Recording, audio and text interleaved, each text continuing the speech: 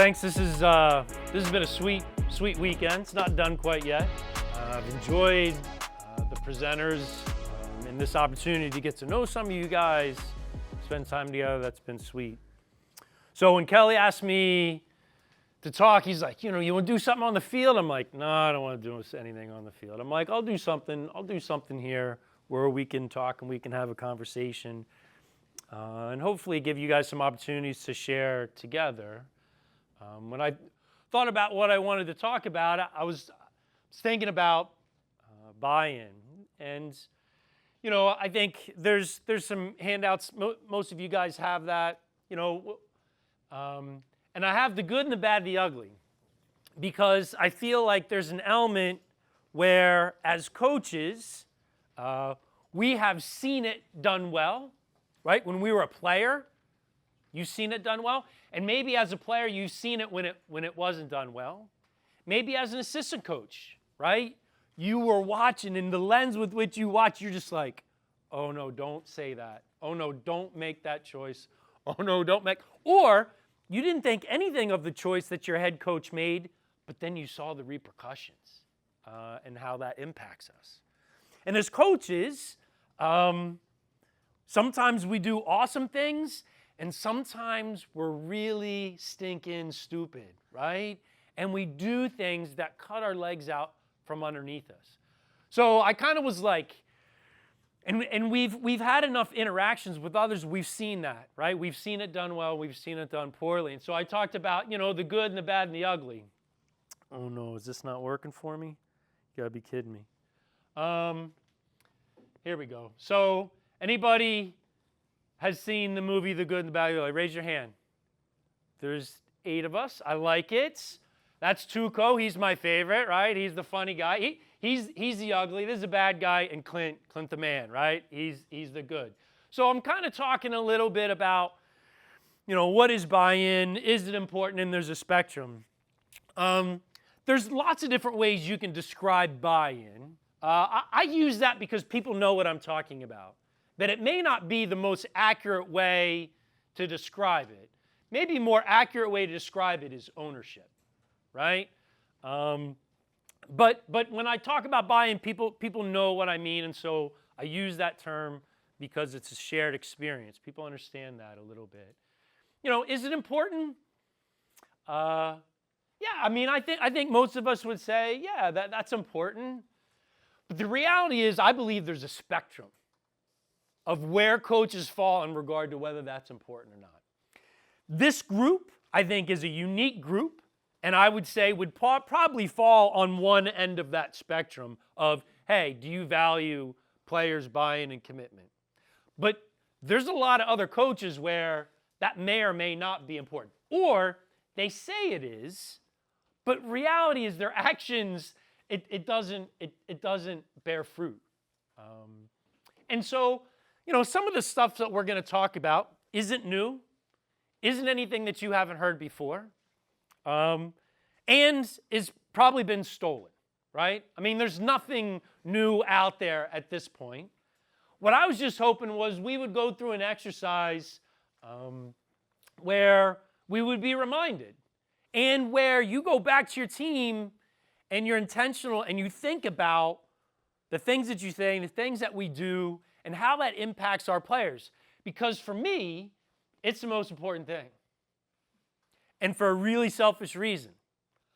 I want to enjoy my time at practice. I want to enjoy my time with my players. I want to enjoy the games. I want to enjoy the bus. The last thing I want are players that don't want to be there, or players that aren't interested in pulling in the same direction. And so I do it for really selfish reasons. I want to have a great experience as a coach and enjoy the time that I have with them. And I want the same thing for them.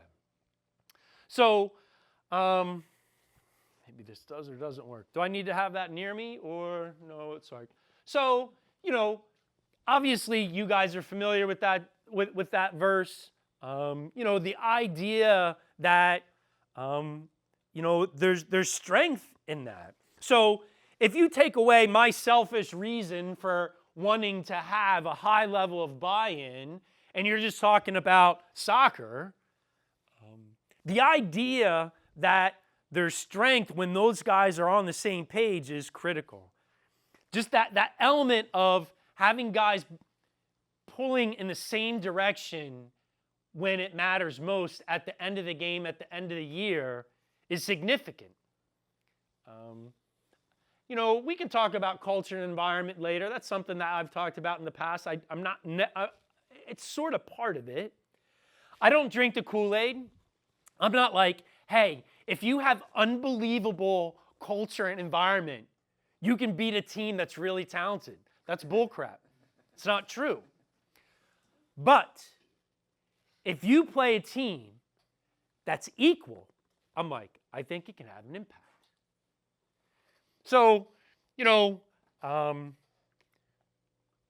strength of the pack is the wolf, and the strength of the wolf is a pack. What's that from? You guys know, right? Yeah, Kipling, Jungle Book. So, I think the idea that unity and commitment to roles, and this is the other thing about, I'm a hot mess. So, if you could just scroll down, I'll give up on this. So, you guys have seen this before, is that right? This is pretty cool. Like, whether it's true or not, I don't care. Like, I love the fact that there are things out there that, because Jake keeps telling all these stories, and they're not true. But it was like we were together for the first, I don't know when that was. It feels like 3 days ago. I think it was yesterday.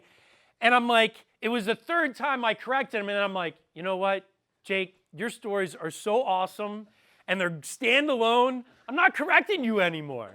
So like, this is probably not true, but I don't care. So how this goes is, when they travel, right?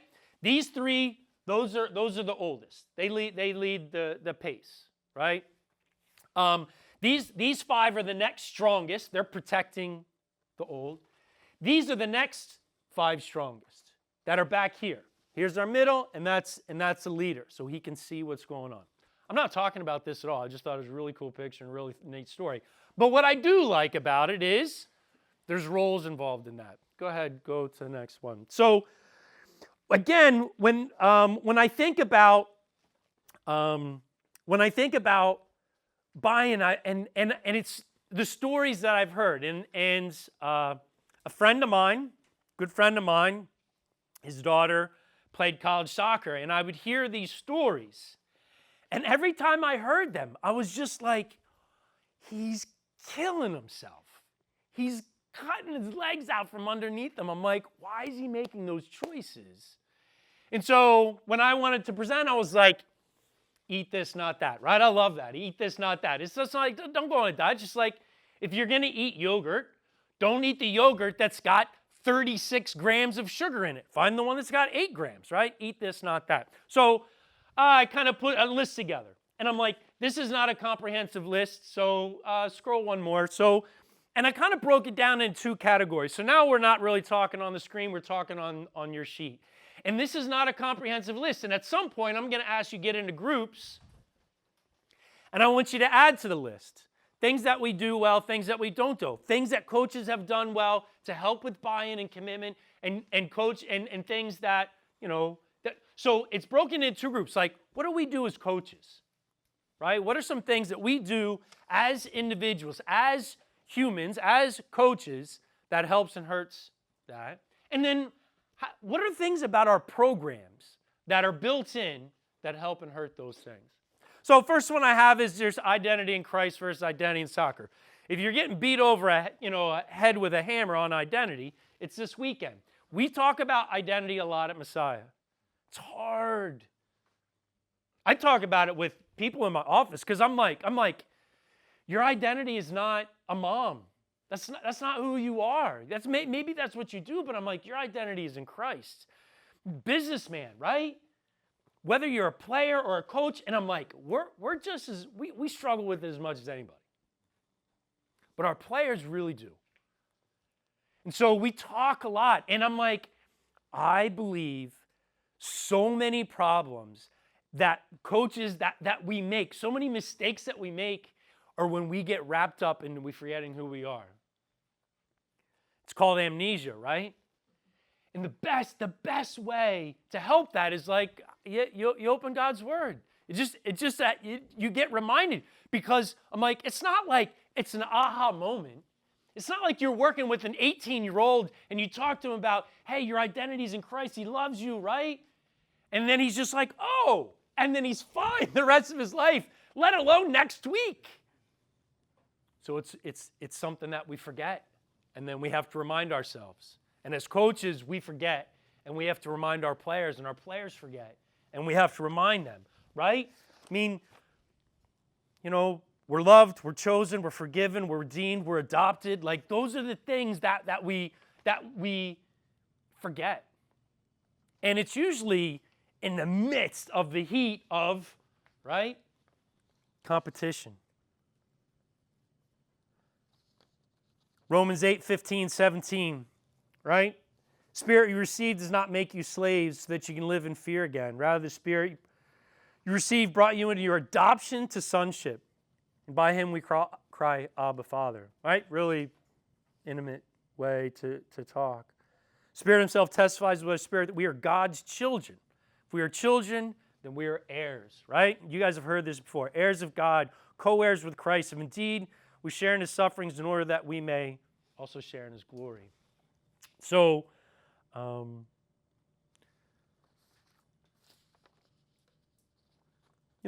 next one, when you think about coaches that you've had that have generated and created that ability to have them buy in, they're secure, right? There's humility.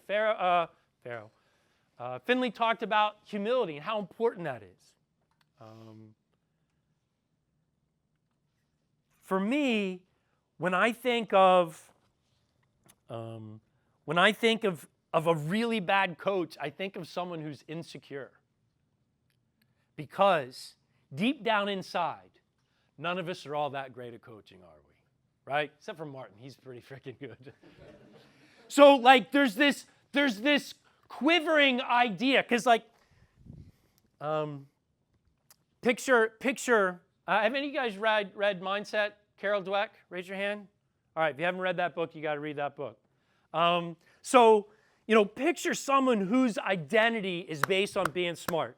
Picture a 16-year-old girl, and everyone's just like, you're smart, you're smart, you're smart, you're going to be a doctor, you're smart, you're going to be a doctor. She's like, I'm smart, I'm going to be a doctor. She goes to this awesome university, and she sits down, and she fails her first chem test, and she's like, oh my gosh, they found out. They know who I really am. They know I'm not that smart because I've never thought I was that smart.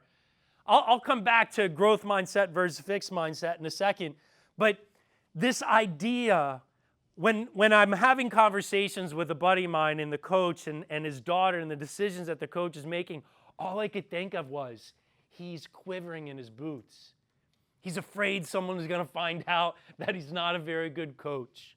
I'm like, I am an average coach. I'm okay with that, right? There's things that I do well. There's other things that I'm terrible at. But that insecurity steals your ability to receive feedback. Like, there's been stories where he was afraid when, like, he had strong leader players on the team, and he was afraid of that. He got rid of assistant coaches that the other players liked because he was afraid of that. Anytime, I think the other one is like that embrace challenge versus avoid challenge. Goes back to that growth mindset versus a fixed mindset. When you have a growth mindset, a challenge isn't as scary. When you have a fixed mindset, your identity is based. So that chemistry girl, this may have to come off. I'm just saying right now. I don't know. We'll try and get the microphone in a second. So you're talking about that chemistry girl. Her identity is in being smart. She's been told smart. She's smart. And when you have a fixed mindset, for those of you who read the book, it's like, I'm like, this is my IQ. This is who I am. I'm like, I was born with it. I was gifted, not gifted. It's static. It doesn't move. Growth mindset's like, it's something that can change. I can have an impact. I can grow. That curiosity, that humility is important in being able to develop and grow. So that girl that has that chem test, who's been told she's smart her whole life, she goes in and it's a reflection on who she is, right? Her identity was in being smart. And all of a sudden, that challenge occurred. All right, you ready to do that right now? All right. Where's it going? Coming out. Just pick that off. Okay. Who knew it was going to be so hot in here? All right, there we go. We good? All right. Sorry about that. I thought I was going to be okay, but that's not true. So I'm going to keep talking. Can I keep talking? No.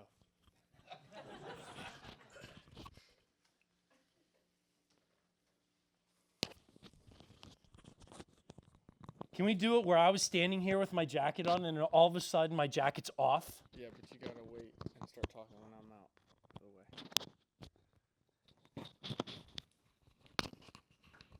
way. I don't even know what I was saying. Whatever. Let's give it up for Ryan, right? All right. So the girl that takes that chemistry test, and when she fails, there's a direct result on who she was and her identity. And so what does she do? She drops that class. She changes her major. She goes in another direction. That isn't going to challenge. So you take someone with their growth mindset, right? So Kelly, not the sharpest tool in the shed, but he's a hard worker, right? Right? He's a grinder. I'm like, you're a hard worker. You're a hard worker. He's like, I'm going to be a doctor. Everyone's like, I don't know about that, Kelly. He goes in his chem test. He gets the same grade as that girl. He bombs it. And he's like, all right, maybe I got to study differently. Maybe I can't study just one night. Maybe I can't study in front of the TV. Maybe I can't study with my girlfriend. And he comes back the next time and he does a little bit better. He gets a D on the next one, gets a C on the next one, gets an A in the final. There's a curve because everybody gets an A and he gets a B minus. And he's a doctor 11 years later, right? So that idea of like when you think about coaches and peers and coaches you've had that have done an awesome job versus done a terrible job of getting kids to buy in. Because buy-in has everything to do with so many different professions. If you're a principal, you need your teachers to be bought in. If you're a businessman and you got sales managers underneath you, you need them to be committed to what your vision is. And as coaches, we need that as well. And there's things that we do that crush us, where especially when it comes to our identity, right? When it's based on winning, when it's based on wanting all your players to like you, there can be all kinds of different things that we do that negatively affect the choices that we make and impact our players. So full bank account, overdrawn bank account. Anybody read 7 Habits of Highly Effective People? Eagles fans? The punt returner, Covey, that was his grandkid. So he passed away. I wish he was a Christian. No offense here. He was like Seventh-day Adventist or whatever. So it's like, sort of, not really? I don't know. So doesn't matter. I like his book. If you want to read his book, read his book. That's old school. I got my master's at Wichita State University. I had to drive 45 minutes one way. It was before the internet, all right? And so had to read that book. Loved it, right? So the bank account, you guys familiar with the bank account? Raise your hand. Dude, oh man, I love this stuff. All right, so if I have a son and I'm like, hey, I'm taking you to the Charlotte FC game. And he's like, great, Dad. And I'm like, hey, that week comes on, I can't make it. He's like, all right. Week later, I'm like, taking you to the Panthers game or whatever, Carolina. He's like, great, Dad, that's awesome. Next week, I'm like, hey, I can't make it. Something came up with work. He's like, all right. Third time, I'm like, hey, we're going to this game. We're going to go to Liverpool over in England. He's like, yes. And then the next week, I'm like, hey, something came up. At that point, his bank account's empty, right? Versus, I'm like, hey, man, we're going to that Charlotte FC game. I take him. It's awesome. And then I take him to the Panthers game. I'm like, we're going to go to England. We're going to Liverpool. And I'm like, I can't make it. He's like, it's okay, Dad. Right? Because I've got money in that bank account. So the relationships that we have with our players constantly has a bank account where money's coming in and out. And I think about it all the time. And if there's anything you take away from this, it's the intentionality and recognizing when you're taking money from your players and when you're putting money in. And I talk to them about it all the time. I use the words. I'm like, hey, what I'm asking is taking money out of your bank account. I recognize that. I know that. We were talking about recruiting. I've been at schools where I've had 60 kids, right, a year, stay overnight because I'm just like, come. I'm like, I'm Messiah. I'm in a different spot. I'm like, 2 weekends. And I tell them ahead of time. I'm like, you need to plan accordingly. These are team time. Your girlfriend needs to know. Your parents need to know. These are team times. But what happens when your top recruit can't make this weekend or that weekend? Well, now you got the one in the middle, right? The one that you didn't plan for. And I tell my guys, I'm like, you don't have to be there. It's not a requirement. I'm like, I didn't ask that of you earlier. You didn't know of that beforehand. You want to take money out of your kid's bank account? Ask him to do something right away when you didn't plan for it because it was good for you. Or you felt like the best thing is for you to change the schedule. I'm like, you can do that. You better be careful how often you do that because that's just money withdrawn. That's true for the relationships that they have with one another and that you have with them. So when you think about the choices that you make, are you putting money into their bank account or are you taking it out? And you sometimes have to find ways to put money into their bank account. So and there's some ways that we can do that. Quality communication, poor communication, blah, blah, blah. You guys know that. But the reality is they always want to know more than we tell them. It's like they want to know what we're thinking. They want to know why. They want to know what's going on, especially regard to their role. And as hard as we try, I don't know. Maybe some of you guys do a better job. I'm like, it's really difficult. For me, at the least, if their role changes, I make sure I talk to them about it. Even if it's minutes, I want them to know. Because sometimes it has nothing to do with them. Whew, how am I doing time-wise? Playing time has so many different variables to it. Sometimes, right? And we sub a lot at Messiah.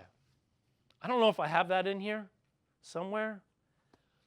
Why do I sub a lot? Some of it's buying a commitment. I carry as a healthy roster if I can. We believe 23, 25 field players, 2 to 3 goalkeepers. I can make sure that they have an unbelievable experience. You go beyond that, I might talk about roster size. I'm like, it's difficult. If I sub a lot, I'll play 19 guys in a game, NCAA game, right? If I got 24 guys on my team, that's at 5 guys that don't play. A couple guys that are injured, a freshman that doesn't play, sophomore, maybe a senior, right? That's different than if you have 30 guys and you play 12. You play 13, you play 14. Then you've got a ton of people that don't have a role and are miserable. So that communication piece, I said, there's a couple different variables associated with it. One of them has to do with how that kid's playing. The other is how the other person hit. So maybe there's a starter, non-starter. Maybe the non-starter is playing really well, starts eating into your minutes. Did you do anything wrong? I'm like, no, you're playing fine. I'm like, he's just playing really well. He's earning those minutes. Sometimes you're the starter. You coming in. You're getting 15 minutes a half, right? You're playing 30 minutes a game. I'm like, significant. And all of a sudden, it's 10 minutes a game. And this guy's like, why is that? Maybe he's really changed. He's just raised his level of play where there's a gap now. And I'm like, to be able to tell this player, I'm like, you're doing this well and you're doing that well. I'm like, but he has gone from scoring like 2 games this year to 10. He's raised his level of play. So that the ability and how much they crave to know what we're thinking, and sometimes it's hard. I'm like, those Florida women's soccer program, like they meet with every kid once a week, right? Between their staff. I'm just like, I don't know about you. Half of my load is an associate athletic director. So I'm only 50% coach. Aaron Farrell's on campus, but he only has a quarter of his load. I used to meet with my team, and it would take all week. And I'm like, I couldn't even do anything. I couldn't answer email. I have it over 2 weeks now because I'm like, I have other responsibilities I have to get done.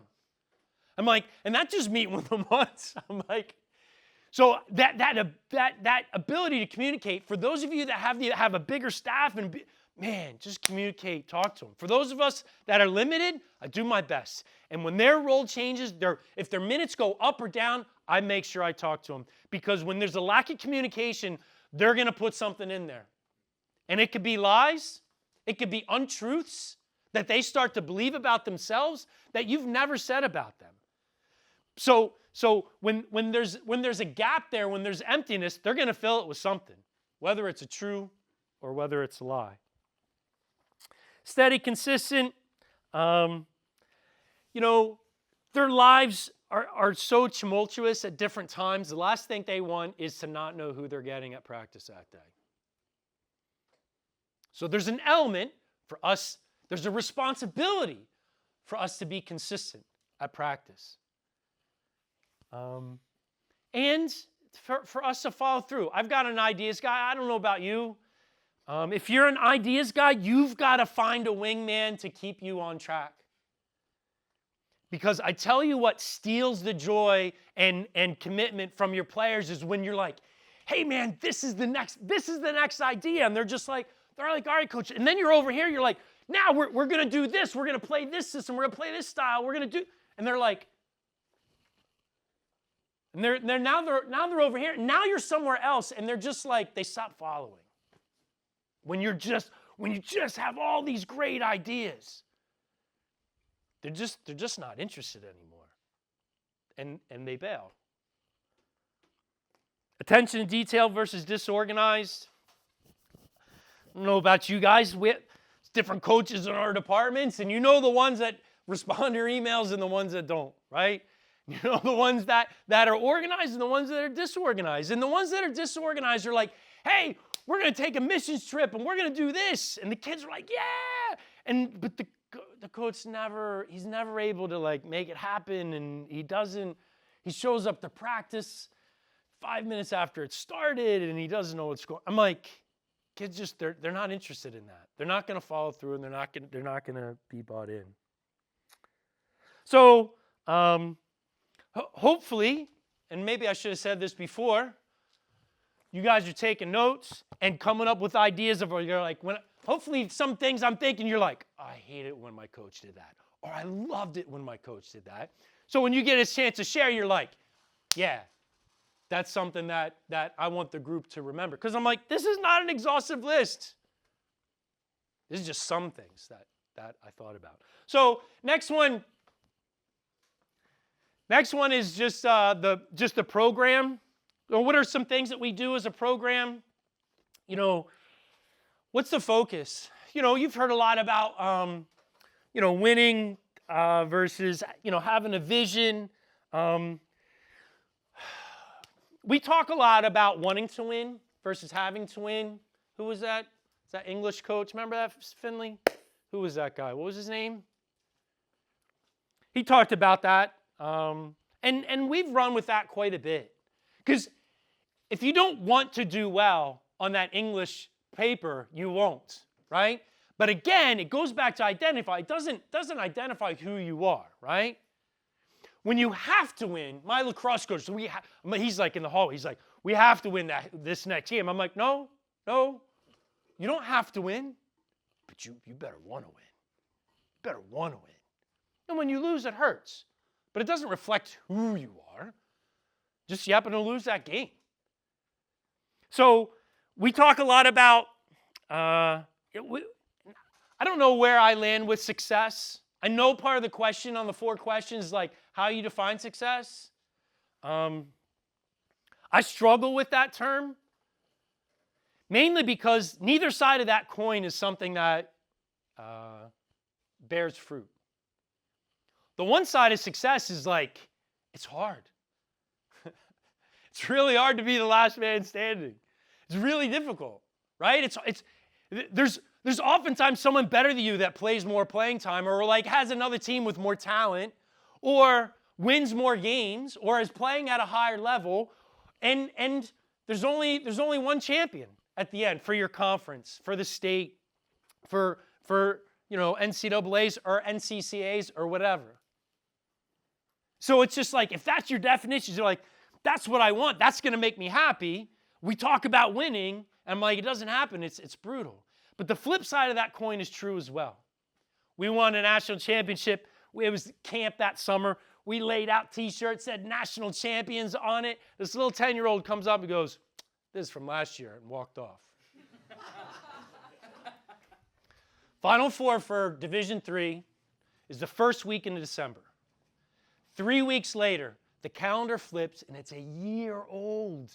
A year, right? What you think's going to make you happy doesn't. It just doesn't last. It gets old so quick. Brian talked a lot about that this morning. I had a player who just never started.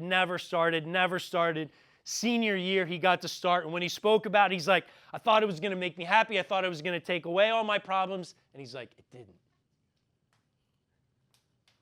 We do talk a lot about excellence. We talk about a standard. We talk about attention to detail. Sometimes handling difficult situations is easier than handling success. And so a lot of times what we talk about is playing to a standard, right? That song in our head, that vision of what we want it to be like. And the only way that happens is what we call a healthy grind, right? An unhealthy grind is the weight of expectations. You just can be crushing. You walk down our hallway, the weight of expectations can be crushing. There's just national championship picture and trophy and picture and trophy. That can be crushing, right? The healthy grind, man, it's the attention to detail. It's honing your craft, regardless of what you do. You could be a school teacher. You could be a businessman. You could be a salesperson, a coach, a player. But it's the quality with which you do those little details, regardless of what's going on. We say every game's a big game. I don't care if it's a scrimmage against our alumni. I hate those guys on that one day a year. Picture a salesperson. I have no idea. What time am I supposed to be done? You got plenty of time. All right, what time am I done? The field session starts at 2. You got 15 minutes. Doggone it. All right, picture you're a salesman, and you have this itty-bitty sale, and you're just like, you just don't spend that time, you don't prepare, you're just like, it's not that big a deal. Versus you're like, man, you crush it. You prepare, you're organized, you know what's going on, you know what to say, you've got your stuff ready, and you smash it. But it was a little sale. The beauty of it, anybody know Brian Chambliss? He studied swimmers. Anson Dorrance absolutely stole his definition of excellence, and I don't know why nobody's called him out on it. But Anson, we're not really friends, so I can talk bad about him behind his back. But he's just like, it's that attention to detail, and it's the qualitative difference, because he looked at swimmers. It was like the difference between the kid that's swimming in his local pool with the mom as the coach underneath the tent just hanging out with his buddies to go to hey, he's on a competitive team, to then all of a sudden he's on a state level team and then national team and Olympic. He's like, the champ is like, the difference between these two things are the same. It's still the breaststroke. But it's the quality and attention to detail, when you built those up over time and they're magnified, sometimes you're able to bump up against success. What's beautiful about that is when you look at it that way, and that's how we train, that's how we run camp, that's how we practice, that's how we play. The beauty is when you play to a standard and the expectation is here, every time, no matter what you do, when you play a bad team, it doesn't matter. You don't play at their level. Because I'm like, the standard's here. And when you play in a really important game, it doesn't matter. Because the standard is the same. For the salesman, the guy who crushes all those little details all the time for a small sale, when he goes to the biggest sale of his life, when the lights are the brightest, he doesn't choke. He's able to perform.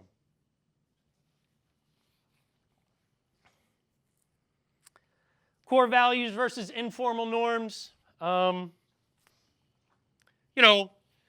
Informal norms and core values, they're like, everyone's got core values, and that's good. I'm like, make sure they're relevant, make sure they're real, make sure your players understand them. But if you don't have them, then what rules the day are informal norms. Informal norms are based on who your captains are. We don't have captains at Messiah. John Wooden didn't have captains. He wasn't a bad coach. I don't like the idea that you're a captain, but you two seniors aren't. Or you two juniors aren't. And you guys are like, well, hey, it's not my responsibility. I'm like, if you've been in this program for 2 years, you understand what's expected, you understand the standard, and you understand why. We'll talk about why in a second. I'm like, so I'm not interested. Plus, I'm like, how many of you guys coach girls? Man, is there anything worse than not picking a girl to be captain who wants to be captain? They're just like the saltiness, you know? I'm like, you know what else we don't have? I don't think you guys can pull it off. We don't have senior day. I think we're the only team in the country that doesn't have a senior day. That's the best thing I've ever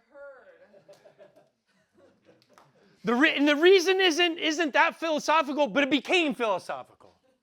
Our AD would bring flowers out, and Dave Brandt was the head coach, and we'd always play E-Town, the last game, where they throw marshmallows, the fans at each other. It's 3,000 people, sometimes 4,000 people in the stands. And Jerry's like, Dave, do you have the stuff written up? And Dave's like, I'm playing for my life here. No, I don't have anything written up. And finally, Jerry throws the flowers in the trash can. He goes, you buy the flowers next year. Dave's like, oh, whatever. We just didn't do it. It was too important, right? And then it became philosophical. It's like, all you do is talk about the team, the team, the team, the team, the team.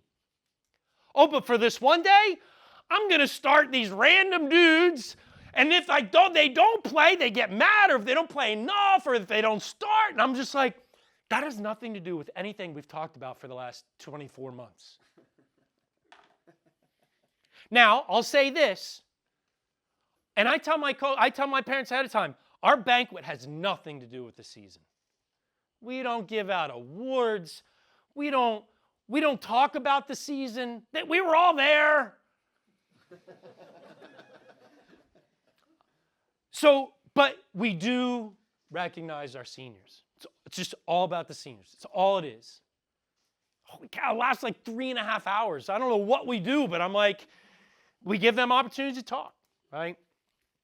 So it's not that we don't recognize them or don't appreciate them. Besides, what is senior day? Who's it really for? More specifically, who's it really for? Yeah, Mom. My daughter, she was whining at graduation about like things not going out. I'm like, this is college. I'm like, honey, this has nothing to do with you. It has to do with your mom. She was like, okay.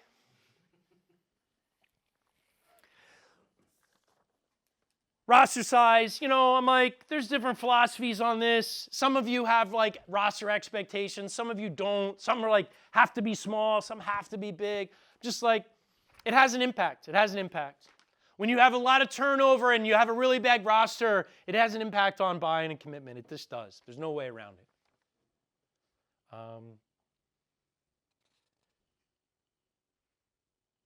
Retention, Aaron Farrer and I took the job as Dave's assistant in 01. And we all stand on the shoulders of those that come before us, right? So Leighton Shoemaker was an amazing coach. Dave Brandt was his assistant coach for 12 years. Dave Brandt was his assistant coach for 12 years for Leighton.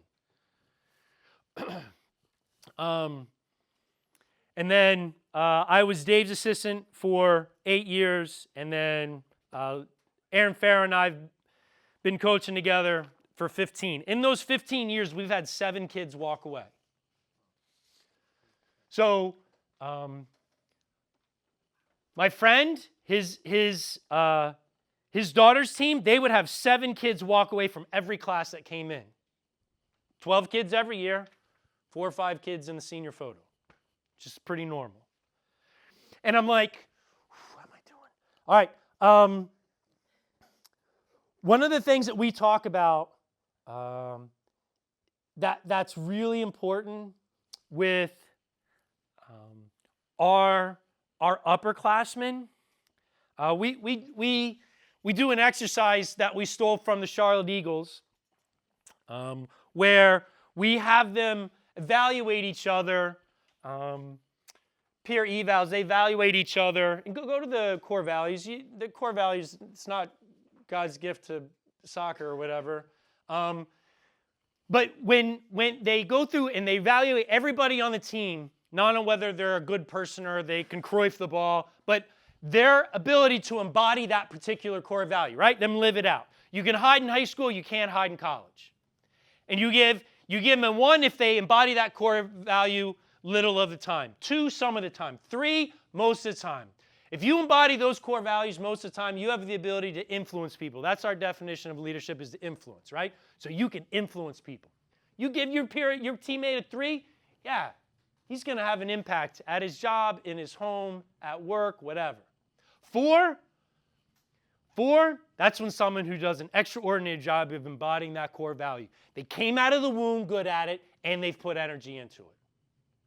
5, you can only give 1 5. Only one person on your team you're going to pick, that's a standard bearer that in that particular core value. For me, it doesn't necessarily have to do with self-awareness. We recruit mature kids. Mature kids tend to have self-awareness. They know what they're good at. They know what they're not good at. An immature, insecure kid that struggles with vulnerability, we don't recruit those kids. Those are the kids that are giving themselves a 5 and their teammates are giving themselves a 2. We don't have that problem. That's not the purpose. What I love about this, it's simply an exercise in the off season where someone has to assign value to a teammate and because value is typically assigned 2 things. Do I play? Do I start? Does he play? Does he start? That's whether it's a coach, starter, non-starter. That's how people view themselves, and that's how people view others. So when a junior walks in and he's like, Coach, got a lot on my plate, I'm an engineer, I got a girlfriend, I'm going to walk away, and the coach is like, hey, no problem, right? Because he doesn't play. For us, the reason that doesn't work is that our whole model is based on juniors and seniors modeling for the younger guys what it looks like. There's a term value add. I don't know if you can go back. Not value as a person. It's a business term, right? Like that value add, your ability to contribute. I'm like, I like my starters. I like the guys that score goals. I value the guys that come off the bench. But what is our ability? How hard is it? How difficult is it for us to make those guys that don't play and those girls that don't play feel valued? It's hard. When you first started coaching, I don't know about you, you're like, I don't know about eye contact. You're just like, after the game, you're like, put your hands in. You won in overtime, and half the people didn't play. You know, you're just like, ah. But we have to, right? I think Anson Doran says he picks one. He's just like, I got to have one, right? Just close relationship with someone that never plays. To be able to look at them, to be able to have a conversation, for them to feel valued, and for them to feel like they can add value to the program where they don't leave. Because your legacy is never going to be how many goals you scored. Nobody knows. Who was your leading goal scorer 4 years ago? Maybe you remember. I have no clue. But when you think about people that have impacted you, and you think about guys on your team that impacted others, like that special kid, that role player who just was amazing and invested and put his arm around guys. And our players, Mike, people compliment us on it, and Farrah said, we shop well. We do. We pick the kids out of the family, out of the gene pool, because there's a kid that's an idiot. I got 4 kids. There's a kid that's an idiot. And there's a kid that's a great kid. We take that one.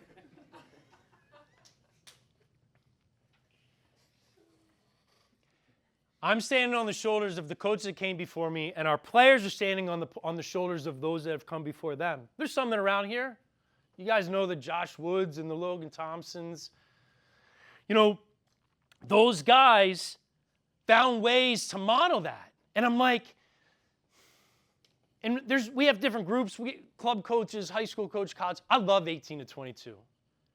And there's nothing more significant, in my opinion. Physically, there's more change between 9th grade and 12th grade. But in regard to like the shaping of who they are, there's no bigger difference between 18 and 22. Think about what you were like when you're 18. When you're 22, you got battle scars. You've made choices. You've had to live with them. You've matured, right? And I'm like, I want my 21 and 22-year-olds to invest in my 18 and 19-year-olds. I'm like, that's how you leave a legacy. So the expectation that they embody those things are critical and important. You know, mixed practice, starter versus non-starter. I'll fly through in the next 2 minutes, see if I can hit you with some things. Mike, I try as much as I can to have mixed practices. Starters versus non-starters. I'm like, you want to suck the life out of your team? That's one way to do it. I'm like, the times that I do have them be starters and starters, I talk to them. I tell them, I'm like, I don't like normally doing this, but this is why I'm doing it. And 9 times out of 10, it's I need the second group to be better together. But I'm like, mix it up, man. Because there's just so many different reasons why in regard to commitment and buy-in. Now, again, I said there's a spectrum. You're like, I can't have it. I got to have my starters together. I'm like, that's fine. There's a spectrum of how important it is to you. I'm just telling you it's important to me. This is recruiting, excellent player versus excellent fit. We would like both, right? We want both in. It's not one or the other. Mike, when I was at my first job, Heston out in Kansas, there's a 2-year school. I'd take anybody. They used to laugh at me. The quote was, if you can't play at Heston, you can't play anywhere. And my motto was half. I need half the kids to be good kids. The other half, I'm like, I'll work with them. Messiah, I'm like, the bar's a whole lot higher. So we're all in different places, and I'm like, when you talk about commitment and buy-in and the impact that you have as a coach, I'm like, who you bring in is going to impact that in significant ways. How does a new person learn and understand the culture and environment to the point that they can lead? Man, trust is so important. Being vulnerable, having core values. Some of you guys may have them participate in those core values, right? So who's starting the new program? You start a new program. You may have to, or you come in, you're a new coach. You may have to invite them in, like, hey, what do you think's important to help with buy-in? And I'm like, that's okay. I'm like, I'm not doing that. I'm finding kids. I'm like, this is who we are. This is what we're about. This is our vision. Do you want to be a part of it? If they don't, that's fine. I'm like, I'm not saying one way's right and one way's wrong. I'm just like, you can have them participate. So that helps when you talk about ownership, right? Because they talk about team goals sometimes. I'm like, I don't do team goals. I don't talk about goals. I think goals are crap. I'm like, talk about vision, what we want to do, how we want to play. I'm like, I don't know, goals, schmoles. What happens if you reach it? What happens if you don't? But I'm like, man, this is what we want to achieve. I'm like, we know we're supposed to glorify God, right? That's clear. That's our purpose. Points to win, right? But the idea for us, we want to be the best place in the country to play soccer. So whatever your, vision is, that's great. But I'm like, if you can have people jump and buy into that, it's significant, has an impact, whether you have them participate or not. That's not something that we do at Messiah. But I'm at a different place. If I was at Hessen, it's a 2-year school. Every year half my team was new. I would probably have to be like, hey, what are some things that we want to, because I would need that right away, where I'm like, freshmen, sophomores, I'm like, you'll figure it out. I don't need your input right now. But if you're a junior college, you need their input maybe. They just got there, goodness gracious. Shared sense of purpose. There's an interesting quote from the book Resilience, Eric Greitens. Eric's is a bit of a nightmare. I don't know if you know, really, it's a train wreck. Sexually abused and like a terrible politician, but he did write an interesting book. So he's talking about the Navy SEALs. I'd say the extent to which personal differences disrupt a team is inversely proportional to the importance people place on the mission. In other words, the more vital people consider a mission, the more they'll learn to deal with people who rub them the wrong way. The less the mission matters, the more people care about being around those they like. Those of you that coach girls' teams, bless you. When animosities and jealousness rule the day, it's because the work simply isn't important enough for people to put their differences aside. Clarity of purpose creates perspective. When people have a shared commitment, difference and disagreements don't disappear. It's not nirvana, but they can be seen in a new light. So that shared sense of purpose can have a positive impact on buy-in, on commitment. The last thing, and then, doggone it, have you guys seen Simon Sinek's, right, Circle of Why? So for me, this can be big picture or small. Big picture's fine. You can read it. You can look it up, watch the video. But for me, it has to do with small picture as well. I tell my seniors, I'm like, do not tell our freshmen, this is what we do. Or even, this is how we do it. Mike, when they're not hitting the mark, you put your arm around them, seek first to understand, then to be understood. Right? Another 7 habits of highly effective people. To find out why are they not showing up? Why are they not working hard? Why are they on their own? Why are they not changing the locker room? Whatever that may be. Right? Understand, because as a senior, you don't have enough money in that dude's bank account.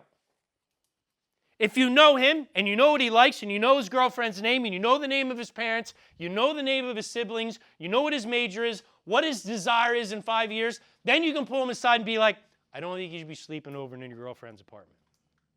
I know you guys are in separate couches, but you're like, I don't think it's the best thing for either one of you. Or, I'm like, if you talk about porn, I'm like, there is nothing worse for young men these days, and women, the ease with which you can pull it up on your phone. It's brutal. It's so difficult. But to be honest, to be open with that and to be able to talk about that, but to be able to have those upperclassmen talk to the young classmen about why.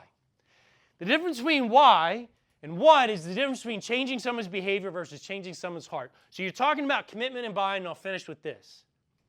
Right? You want to have an impact on their ability to buy in, right? You help them understand why, right? If they can understand why, they're going to do it because they want to do it. You want to change their behavior, right? Then they're going to do it when you're around, or they're going to do it when your seniors are around or your captain's around, but they may not do it when you're around. And what you want is you want to have an impact on their heart. You want them to do it because they want to do it. I plead with my guys. I'm like, it's unlimited touch. But man, I want you to play two-touch because you want to play two-touch, not because I'm forcing you to. So that idea that you can get them to help them understand why you do things, it's huge. All right. You said I got 5 minutes or I'm 0? That was 5 minutes, 5 minutes ago. You said I had till 2. No, we're starting at 4. You got a minute. You're wasting time right now. Well, I was going to, no small groups? Questions for Brad? So, Talk on it. with the great stuff.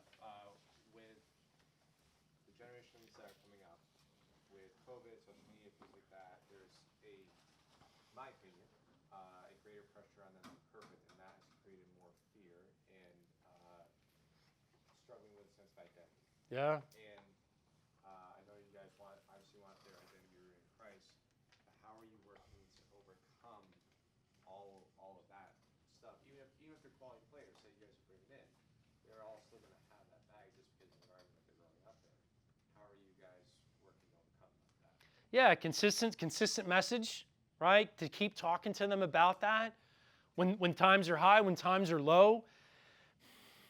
Again, our flywheel's going pretty good, right? I've got brilliant upperclassmen that can help them to model that. We have Bible studies that my coaches run. I have assistant coaches that come twice a week. I don't care how much you're at practice, but you got to run a Bible study, because I can't do that for that many guys on my team. I think to try and sell them again on the freedom that comes along with your identity not being based on whether you play well or not, whether you start or not. I'm like, you can play some really freaking good soccer when you're in the flow and you're not worried about making a mistake or having it. And I'm like, sometimes it's not so the guys that really struggle with that the most, sometimes it's not until their junior or senior year. I had a kid, it wasn't until his senior year. And it wasn't anything I went. He went to Chicago Eagles, and he just came back. He played with a freedom. He wasn't that much better. He just didn't struggle when he made mistakes as much. And then he made less mistakes. He started as a fifth-year senior. I think that's hard. I think that's difficult.